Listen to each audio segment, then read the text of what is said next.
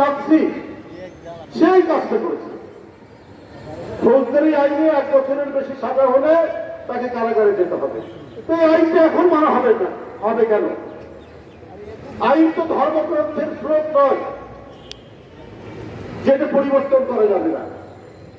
এই বৈপ্লবিক পরিবর্তনে এত ছাত্র জনতার যে আত্মদান, এত রক্ত এখনো গড়িয়ে যাচ্ছে। কিছুক্ষণ আগে দেখে আসলাম তাহমিদ এবং মাসুদ রানা কিভাবে তাদেরকে হত্যা করা হয়েছে। কপালে গুলি লেগেছে, মাথার পিছন দিক দিয়ে গুলি লেগেছে। তাদের আত্মদানের মধ্যে দিয়ে যে সরকার, তারা কেন পুরোনো আইন দেখিয়ে কাজ করবেন? শেখ হাসিনা তিনি যে আক্রোশ এবং প্রতিহিংসার বশবর্তী হয়ে আইনি প্রক্রিয়া করেছেন, এটা তো সবাই জানে। অন্তর্বর্তীকালীন সরকার থেকে জানে না? যেখানে এত বিরক্ত যাওয়া এখানে উপদেষ্টা, তারা তো সবই জানতে। আমাদের দেশ নায়ক তারেক রহমান তার আন্দোলনের ফসল, তার বিরুদ্ধে চার্জশিট দিল, সেখানে তারেক রহমানের নাম না। তার আগে চার্জশিট দিল, সেখানে নাম না। কাহার আপনদের মতো একজন অত্যন্ত স্লোগান দেওয়া ধড়িবাজ আয়োকে নিয়ে আসা হলো, যে তখন নৌকা মার্কা নিয়ে পোস্টার সাজছে তার এলাকা। তো এটা তো একজন মূর্খ বুঝবে যে শেখ হাসিনা কেন তাহার আকর্ষকে নিয়ে এসেছিলেন, যে তারেক রহমানের উপর তার যে প্রতিহিংসা আক্রোশ, সেটা বাস্তবায়ন করার জন্য। মাহমুদুর রহমান তার আন্দোলনের ফসল মঈনুদ্দিনের চ্যালেঞ্জ করে বললেন।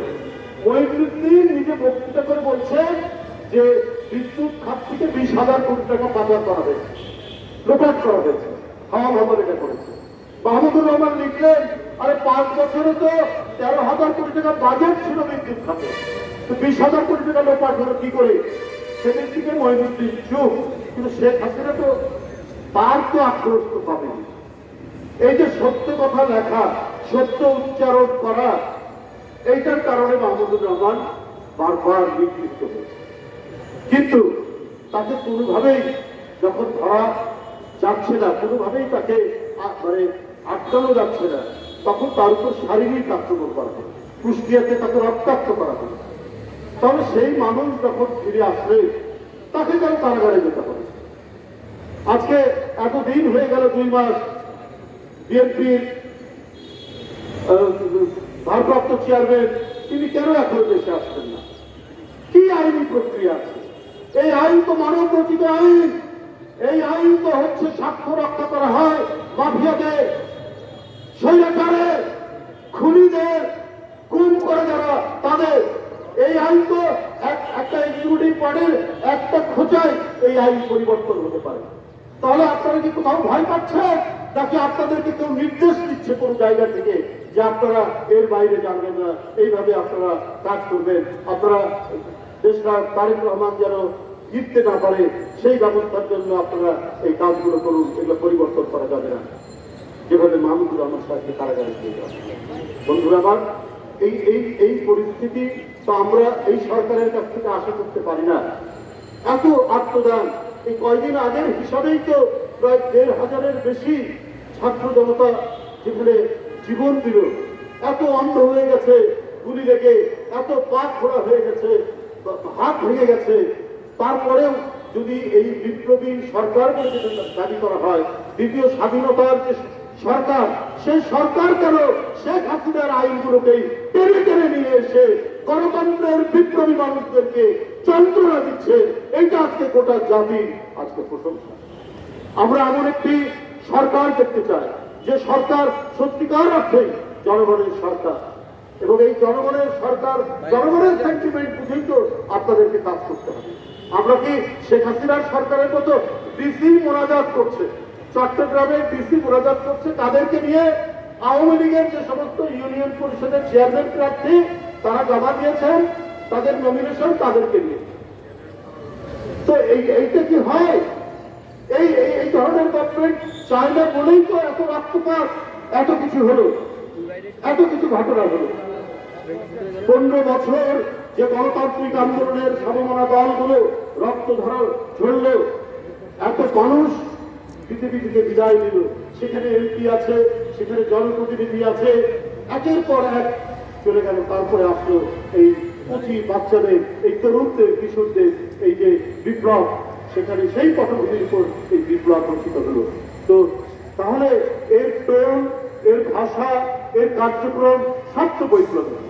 আজকে ঘাটতি বেড়ে থাকা যে সমস্ত শেখ হাসিনার দোষর প্রশাসনে, পুলিশে, প্রত্যেকটি জায়গায় তারা বিভ্রান্ত তৈরি করার চেষ্টা করছে।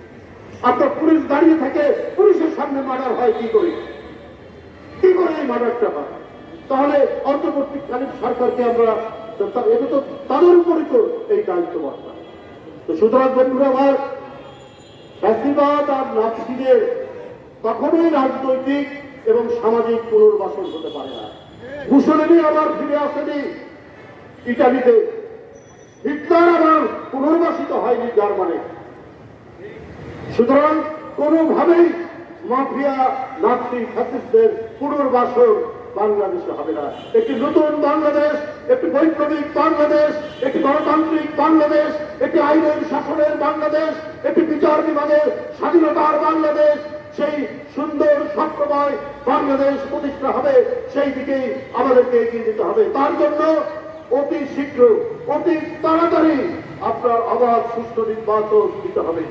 এটা প্রয়োজনীয় যে সংস্কার, সেই সংস্কারগুলো সম্পন্ন করে অতি দ্রুত জনগণের ক্ষমতা জনগণের হাতে দিকে পড়েই সেই বৈপ্লবিক কর্মকাণ্ডগুলি খুব দ্রুত বাস্তবায়িত হবে। বন্ধুরা, আমি আর বক্তব্য দীর্ঘায়িত করবো না। আকাশ সে মেঘ মেঘাচ্ছন্ন হয়ে আছে, বৃষ্টিও পড়ছে ঠিকঠাক টিপটপ। বন্ধুরা আমার, যে ওই পূর্বেরই সেই কথা বলছি, আবার যেন কোনো সাংবাদিক বিজ্ঞাপন করা হয়, কোনো সাংবাদিক যেন আয়না ঘর থেকে 10 বছর পর বেরিয়ে না আসে, কোন সাংবাদিকের মৃতদেহ যেন রাস্তার উপর পড়ে না থাকে। আমি কদিন আগে, এই 10-12 দিন আগে গিয়েছিলাম সিলেটে। সেখানে গিয়ে নয়াদিগন্তের সেই নিহত সেই বীর শহীদের তোরাবাড়ি, তার বাসায় গিয়ে তার মায়ের কান্না দেখে এইরকম এই আন্দোলনেই তো প্রায় 5-6 জন সাংবাদিক মারা গেছে, আত্মদান করেছে। বন্ধুরা আমার, সব সময় গণতন্ত্রের আন্দোলনের পক্ষে এবং মানুষের পক্ষে যারা সংগ্রাম করে তাদের আশ্রয়স্থল হচ্ছে সাংবাদিকরা, তাদেরকে আমি আশ্রয় পাই। কিন্তু বন্ধুরা আমার, এই ক্লাব থেকেই আমাকে ধরিয়ে দেওয়া হলো এই আন্দোলন চলাকালীন অবস্থায়। 18 জুলাই শুক্রবার আমি এসেছিলাম বিকেলে বিএনপির একটি প্রতিবাদ সভায় অংশগ্রহণ করার জন্য, দুপুরের মধ্যে ঢুকে গিয়েছিলাম।